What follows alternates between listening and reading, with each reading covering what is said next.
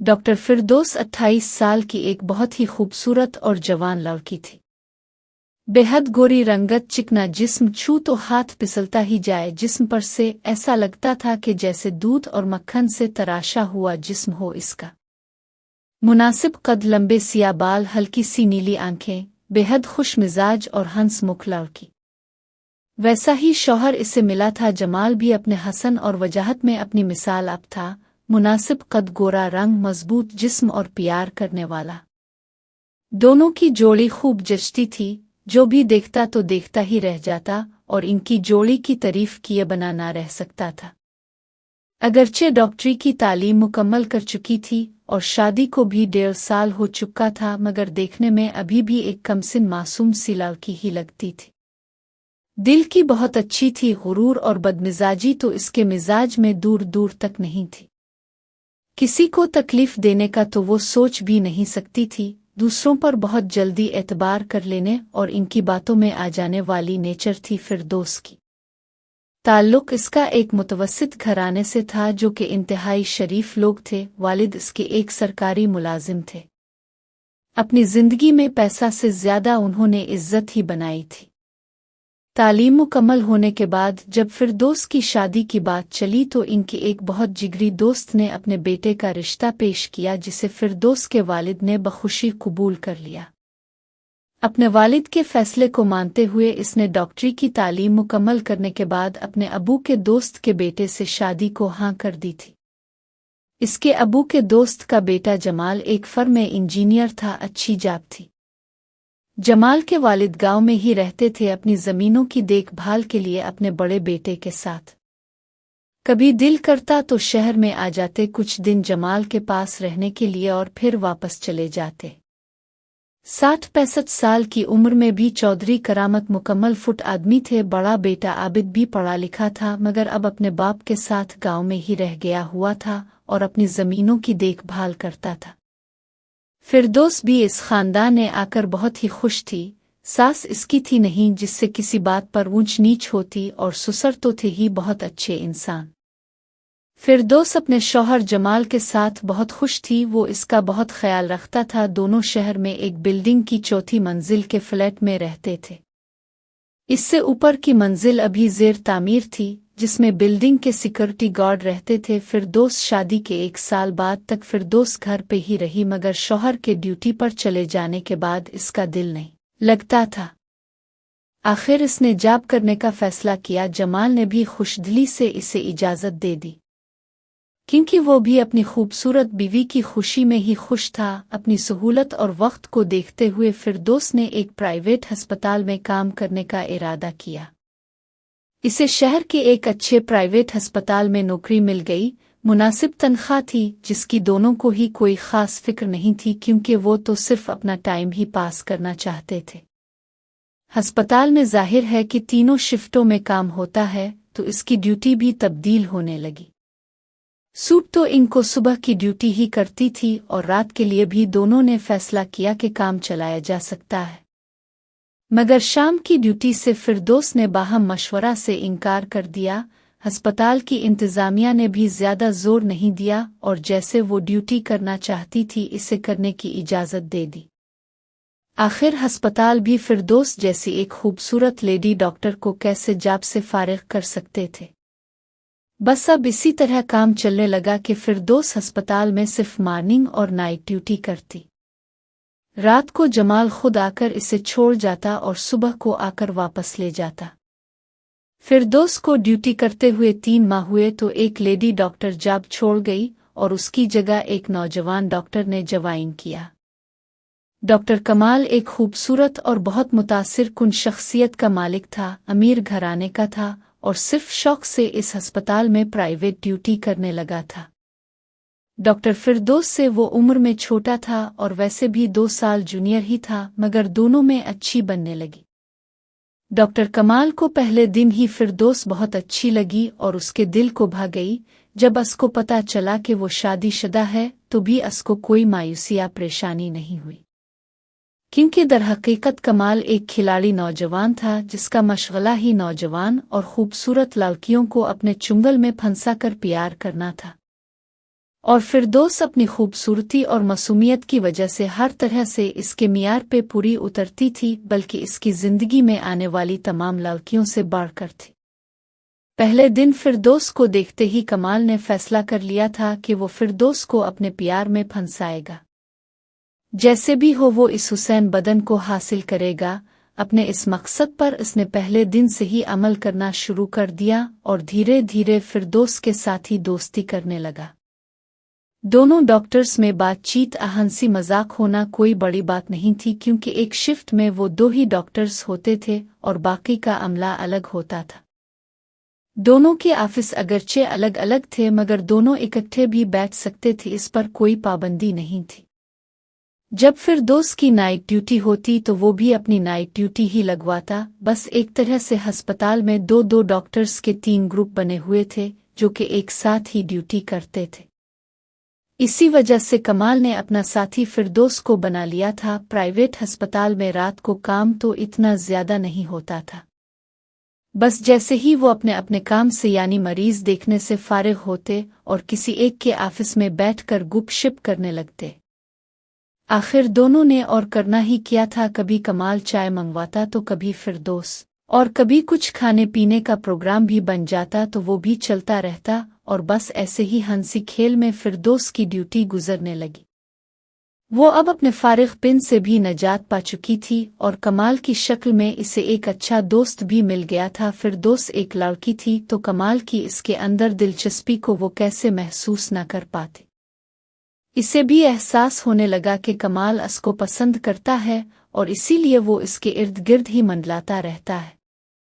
वैसे भी औरत भी तो आखिर इंसान ही होती है ना, तो जैसे मर्द का दिल बाहर नजर आने वाली किसी भी खूबसूरत लड़की को देखकर मचल जाता है, तो ऐसे ही औरत का भी किसी मर्द को देखकर इसमें दिलचस्पी लेना भी कोई बड़ी या बुरी बात तो नहीं ना।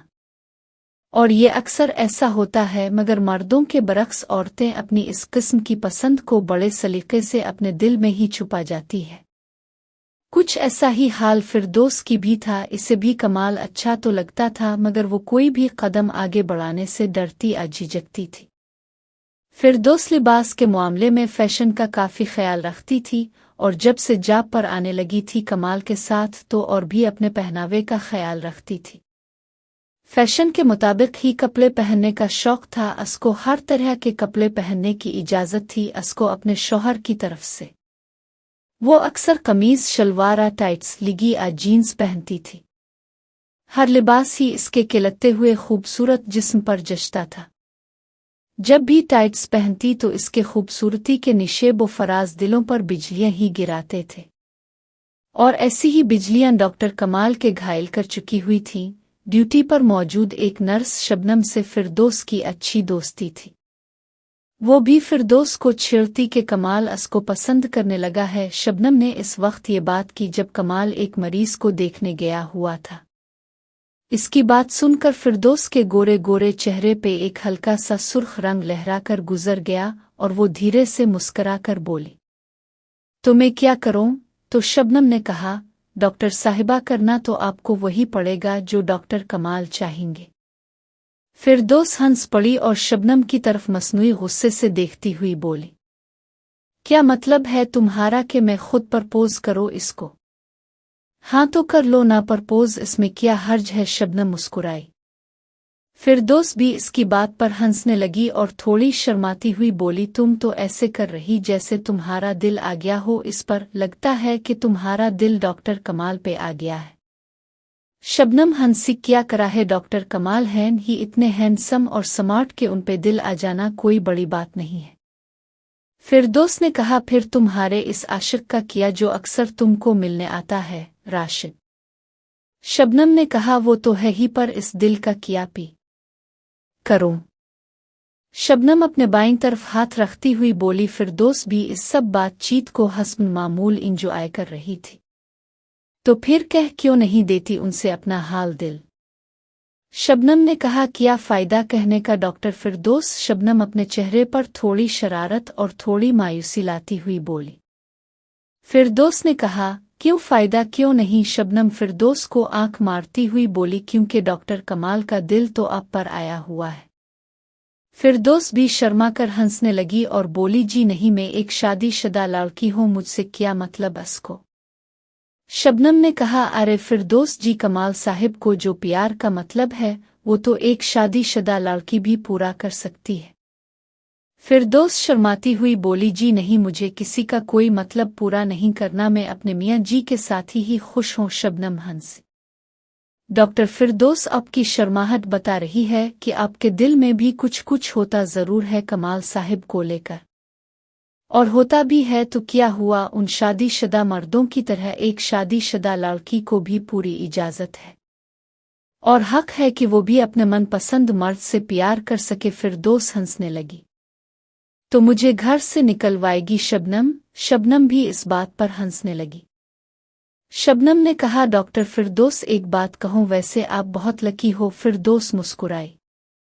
वो कैसे? शबनम ने कहा, वो ऐसे कि आपको शौहर मिला तो बहुत खूबसूरत, और उसके बाद आशिक मिला तो वो शौहर से भी बढ़कर।